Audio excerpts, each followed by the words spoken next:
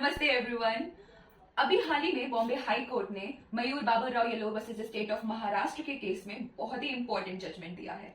इसमें justice Bharti दांगरे present हुई थी और उन्होंने जजमेंट सुनाया था।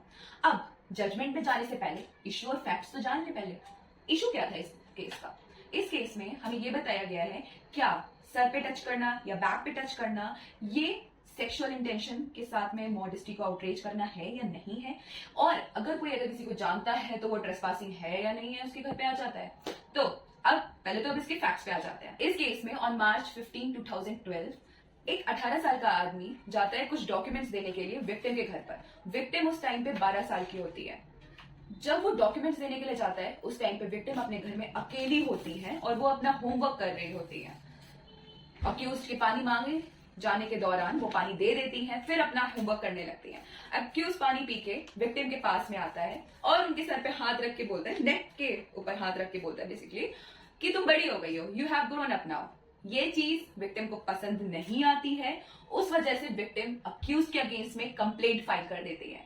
कंप्लेंट फाइल करने के बाद में मजिस्ट्रेट कोर्ट अक्यूज को कन्विक्ट करता है और उसको 4 से 6 महीने की सजा सुना देते हैं, सेंटेंस दे देते हैं। जब ये केस हाई कोर्ट के पास में जाता है, बॉम्बे हाई कोर्ट के पास में जाता है, तब बॉम्बे हाई कोर्ट बताता है कि यहाँ पे कुछ भी ऐसा नहीं है जिससे ये प्रूव हो कि अक्यूज का ऐसा कोई भी इंटेंशन था कि वो विक्टिम की मॉडेस्टी को आउटरीच करना चाहता था। यहाँ पे कोई भी विटनेस ऐसा नहीं था जो अपने बयान को कंसिस्टेंटली बोलता गया हो। सबने अपने बयानों में कुछ ना कुछ मॉडिफिकेशन करे हुए थे। तो इसी वजह से सुप्रीम हाई कोर्ट में जस्टिस ने बोला कि इंटेंशन का होना बहुत ज्यादा जरूरी है। अगर सामने वाले का इंटेंशन नहीं है और वो किसी के सर पे हाथ रख रहा है, किसी के बैक पे हाथ रख रहा है, तो वो किसी की मॉडेस्टी आउटरीच करना नहीं हो जाएगा। कभी कभी वो मजाक में भी होता है, प्यार में भी होता है। इंटेंशन होना बहुत जरूरी है। अगर किसी का सेक्सुअल इंटेंशन है तभी वो मॉडेस्टी को आउटरीच करना माना जाएगा। दूसरा इशू यहाँ पे ये रेज हुआ था कि ट्रेसपासिंग हुई है, लेकिन हमें फैक्ट्स के थ्रू ये पता चला कि जो विक्टिम की मदर थी वो अक्यूज को पहले से जानती थी और अक्यूज भी यहाँ पे डॉक्यूमेंट्स देने के लिए आए थे।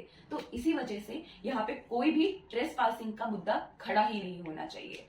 तो इस चीज से हमें हमारे दोनों इश्यूज क्लियर होते हुए दिखाई दे रहे हैं कि मॉडेस्टी कब आउटरीच होगी और ट्रेसपासिंग कब होगी। Thank you.